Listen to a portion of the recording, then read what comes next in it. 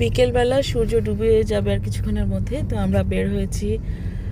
আর Dubai রাস্তায় এত jam, মানে খুব ট্রাফিক জ্যাম অনেক বেশি থাকে, বিশেষ করে 3টার পর থেকে।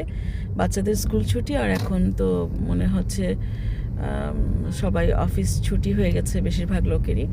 তো আমরা একটু ট্রাফিকে বসে বিরক্ত হচ্ছিলাম, আর সুন্দর একটা সূর্যাস্ত দেখছি।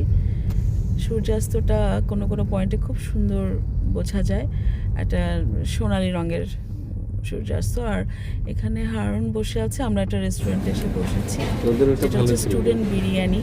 বলেছি যে স্টুডেন্ট বিরিয়ানি মানে স্টুডেন্টদের জন্য ওইভাবে আমাদের প্লেট দিয়ে গেল, আর কিছুক্ষণের মধ্যে আমাদের খাবারও দিয়ে যাবে আশা করি।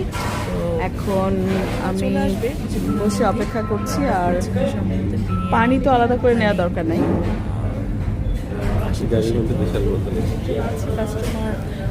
হারুন আর আমি দুজনেই হাংরি, তো দুপুরবেলা খাই নাই সেজন্য। আর এখানে হালুয়া পুরি পাওয়া যায়, উইকেন্ডে হালুয়া পুরি পাওয়া যায়। আর এই রেস্টুরেন্টে আমরা আগে বুঝেছো, তো আসা যাবে ইনশাল্লাহ। এখন খালি চামচ নিয়ে বসে আছি, দেখা যাক আমরা কতক্ষণ লাগে। আশা করছি খুব শিগগিরই আমরা পেয়ে যাব। আমাদের ওই যে আর হচ্ছে কোজি একটা রেস্টুরেন্ট, সুন্দর।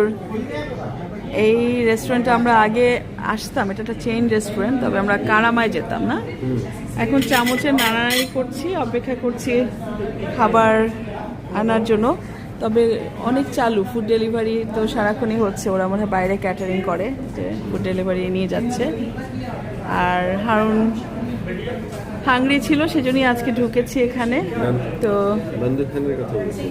বন্দুখানেও যেতাম, এটা পাশেই বন্দুখান।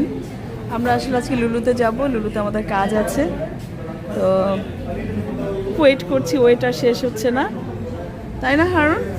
বলো কোথায় ফ্রি পার্কিং?